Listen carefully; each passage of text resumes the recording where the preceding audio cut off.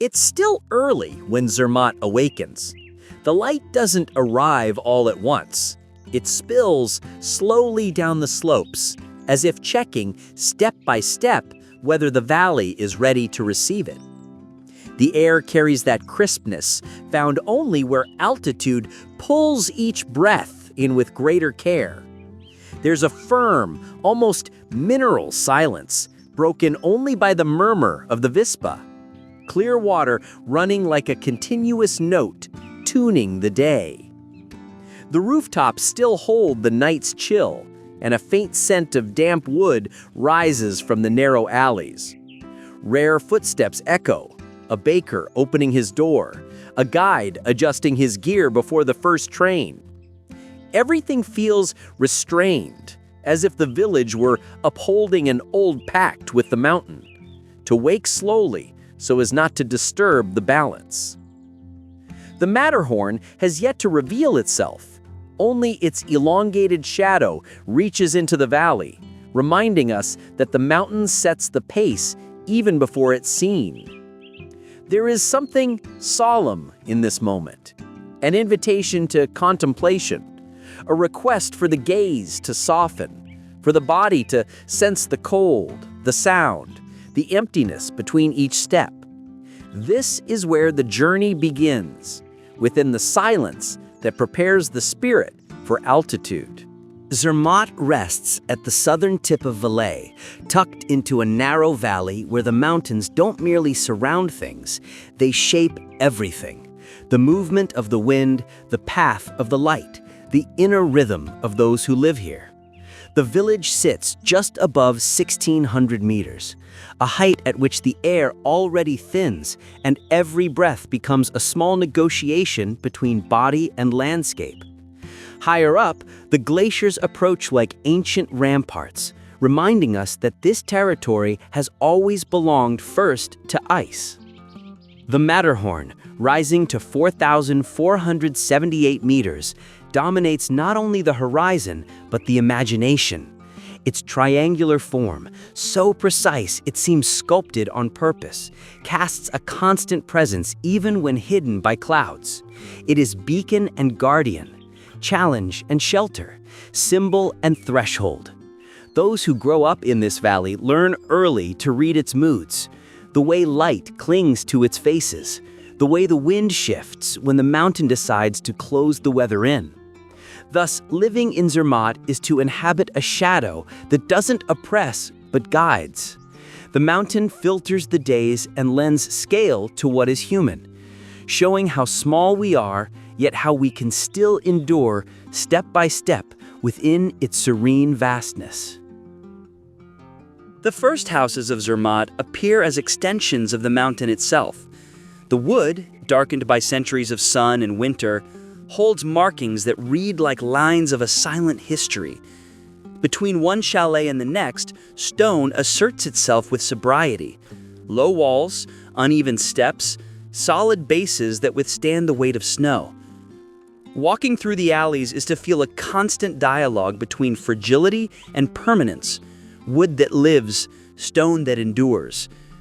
The old granary barns, raised on pillars capped with circular stones to keep rats away, seem to hover lightly above the ground. They're small monuments to Alpine ingenuity, reminders of a time when every stored grain meant the promise of survival through the long winter. The windows, almost always small, filter the light as though guarding it carefully. The low roofs still carry the scent of resin and moisture, while discreet chimneys release here and there a thin thread of smoke that mingles with the cold air. This architecture does not seek to impress, it seeks to protect. It is shelter shaped by necessity, beauty born of function. And as one moves among these structures, it becomes clear how the entire village seems to have grown with respect, without wounding the mountain that sustains it. In Zermatt, nature isn't a backdrop, it's the protagonist. The Matterhorn rises like a petrified flame, its sharply defined silhouette making it seem, even in stillness, perpetually in motion. Around it, glaciers descend in slow-breathing blue tongues, They creak when the temperature shifts, as if the mountain were whispering stories only the ice can decipher. The Vispa accompanies the village with its constant voice, a light current that reminds us at once of the fragility of water and the persistence of high-altitude springs. The river's sound guides footsteps, protects the silence, and sets the day's rhythm. On many mornings, mist settles over the houses like a damp veil, dissolving edges and turning the village into a small archipelago of rooftops floating on a white sea. Here, clouds don't pass, they descend. Light doesn't simply illuminate, it sculpts.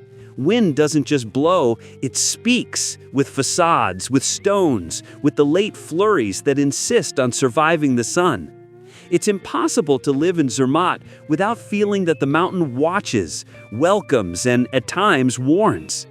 This communion, delicate, demanding, defines the soul of the valley, teaching that every step must honor the ground that carries it. Daily life in Zermatt moves to a different rhythm, not one dictated by haste, but by precision.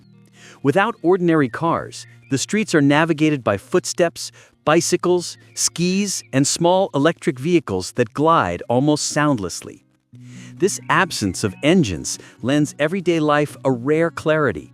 Every gesture becomes audible, every task visible. In the morning, electric transport carts cross the alleys delivering supplies to hotels, bakeries, and small markets. In the workshops, craftsmen restore skis, adjust fittings, tend to equipment worn down by winter. Mountain guides check ropes, crampons, carabiners. The trade here demands meticulous attention, for altitude does not forgive distraction. Winter workers arrive before the sun warms the rooftops, tending to the slopes, assessing snow conditions, keeping access routes safe. Others make their living from commerce, yet always with the sense that work is intertwined with weather, with light, with the mountain's mood. The day unfolds without abruptness, as if every profession were a necessary extension of life at altitude. And so, in the calm flow of footsteps and low voices, one senses a village moved not by noise, but by the silent discipline of those who have learned to coexist with the greatness rising beside them. Zermatt carries a memory that does not fade. It's etched into every old photograph, every name carved into wooden signs, every story passed from one generation to the next. Here, the history of mountaineering isn't merely remembered, it's lived as a thread connecting present and past. In discreet taverns, people still recount the first ascents of the Matterhorn, with their triumphs and tragedies, as though each resident inherited a fragment of those tales. The local museum houses weathered ropes, leather boots scarred by ice, and hand-drawn maps, objects that seem to pulse with the voices of those who dared to climb. But tradition isn't made only of summits, it's also made of daily life. Families who have lived in the valley for centuries preserve simple knowledge: how to sense a change in weather from the smell of snow, how to store food for an uncertain winter, how to share firewood when the cold threatens. The small churches, with bells echoing between mountains, gather not only faith, but belonging. On old feast days, still celebrated, the village transforms for a moment, recalling that community strengthens when memory is shared. In Zermatt, to remember is not to look back, it is to keep lit the flame that allows one to go on. In Zermatt, the year doesn't turn in 4 seasons. It turns between 2 great states of the mountain, the winter that demands and the summer that grants. Winter arrives like a deep breath, covering everything in a white thickness that quiets, rearranges, and redraws paths. Houses become calm fortresses, and each family adjusts its routines to live with a cold that settles early and leaves late. The stacked firewood, the discreet warmth of fireplaces, the steam escaping from kitchens, everything is preparation, everything is care. Winter light cuts the valley in an oblique, almost timid way, while the Matterhorn takes on harsher contours, as if observing the village with severity. Snowstorms alter plans without asking permission, and it's common for residents to help one another dig out paths, clear rooftops, ensure that everyone can move through the day. When summer finally returns, the mountain opens. Trails reappear like lines drawn in green and stone, herders climb with their flocks, and the Vispa gains new strength. The light grows, the days stretch, and the summit takes on golden tones at dusk. But even in the brief warmth, winter is never forgotten. It lives in the village's muscle memory, reminding all that every spell of gentleness is only an interval. Living in Zermatt is learning to measure time differently. Here, nothing grows in haste, nothing endures by accident. The mountain teaches, without words, that every gesture must be intentional. From the way one walks on snow to the habit of studying the sky before stepping outside. Life arranges itself to the cadence of the essential. The superfluous dissolves at altitude, where thin air demands attention from the body, and light asks the eyes to rest. There is a quiet philosophy born of living alongside the Matterhorn. It offers no easy triumphs. It offers perspective. It teaches that greatness can be discreet, that strength needs no noise, that balance is a state built day after day. Those who live here learn to contemplate before acting, to listen before answering, to welcome before judging. There is humility as well, the kind that emerges when one realizes the weather can change without warning, that snow can close the path, that the valley only truly opens to those who respect it. It is a humility that doesn't diminish, it expands.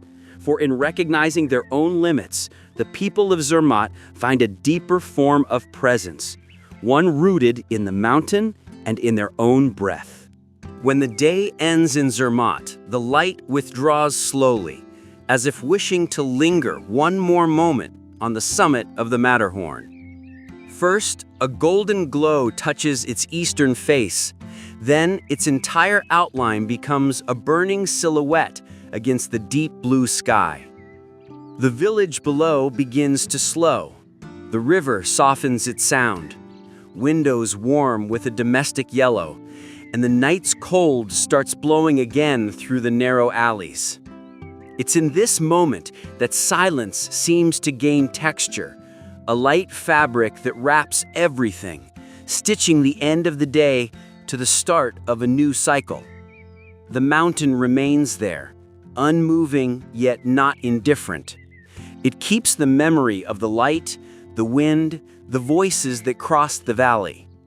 And whoever contemplates this instant discovers something rare, the feeling of belonging, even if only for a brief breath, to a place that existed long before us and will continue long after.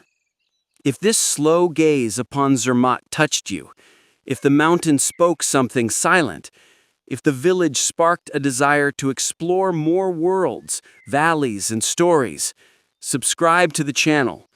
That way, we continue together through other villages, other heights, other silences still waiting to be found.